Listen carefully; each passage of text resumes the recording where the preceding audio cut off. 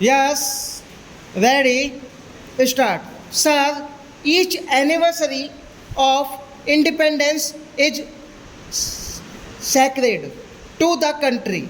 On each anniversary, we remember our freedom fighters. On this day, we recall the builders of modern India today standing on the sacred soil of Red Fort. I recall 1857 when our first freedom fighters came to this Red Fort. I recall 1945 when soldiers of the Indian National Army were prosecuted her. Their only crime was that they fought for the freedom of the motherland.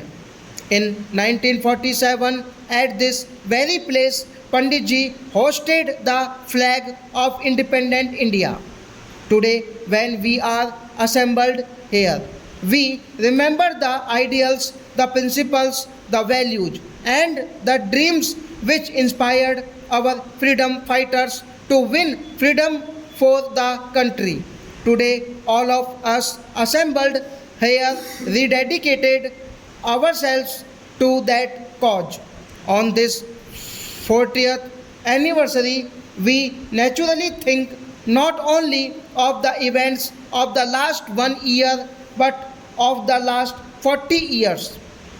At the same time, we look forward to the future as well. Our elders got us freedom and entrusted us with the responsibility of safeguarding and maintaining that freedom. It is our responsibility to protect it. During these 4 decades. We faced many situations, a number of threats, and also pressures. We faced conspiracies, we faced associations. We did not bend. We protected the unity and integrity of India with our courage, our blood, and our sacrifices. We showed to the world that India is strong. India is one and it cannot be divided. We demonstrated to the world that one can enslave us again. We made it clear that nobody can weaken the unity of India. We made it evident that no sacrifice is too big for the security of our country, the independence of our country, and the unity of our country. No amount of labor, no amount of sacrifice is too high a price to pay for this purpose. Our soldiers, our officers give the best years of their lives to guard our frontiers and to defend us. In return, we look after them. We provide them with the best of weaponry and ammunition. We see to it that they get the best tools. We are pledged to do so. The freedom of India means the freedom of the people. The freedom of India means that we should strengthen the roots of democracy and hold impartial elections in which every citizen can participate. We conduct parliament in such a way that the voice of the people of India is listened to and which looks after and builds the future of the country. The meaning of Free India is that it has an independent judiciary and rule of law. Free India means that it has a free and unfettered press. But it is not so easy to protect democracy, especially when we find that there are people who endanger our freedom through irresponsibility and indiscipline, who show disrespect to the Constitution and its institutions through their behavior. Still, we have demonstrated that the roots of democracy in our country are deep. Our people must remain alert. It is only a government based on democracy that can function in a country like India.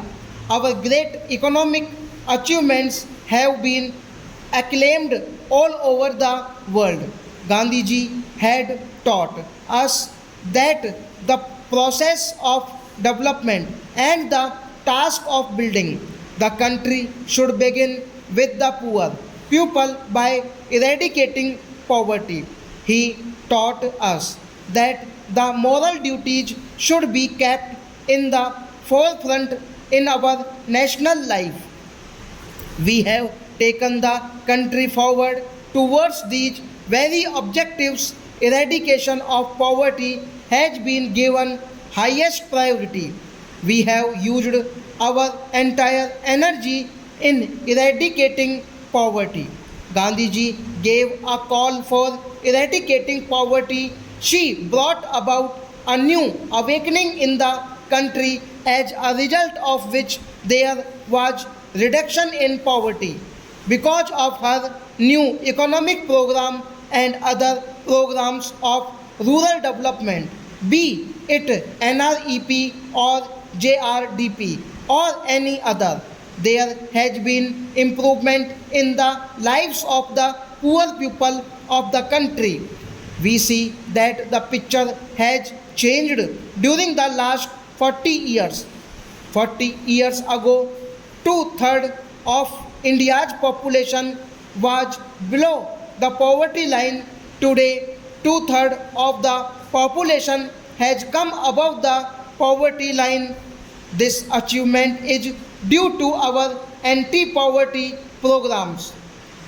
They have also smashed the hold of feudalism. Eradication of poverty has been carried forward through the Green Revolution. As a result, in just a few years' time, things have improved considerably on the fortifiers. As earlier there was drought 21 years ago, Prime Minister has to seek food grains freedom foreign countries. How small she felt when she has to bow down to others for food grains. It was then that she decided that never again would India appeal to foreign countries for food grains. She overruled her technocrats and her other advisors and took steps which brought about the Green Revolution in the northwestern part of the country. Indiraji's foresight and hard work of farmers produced these desired results. Stop.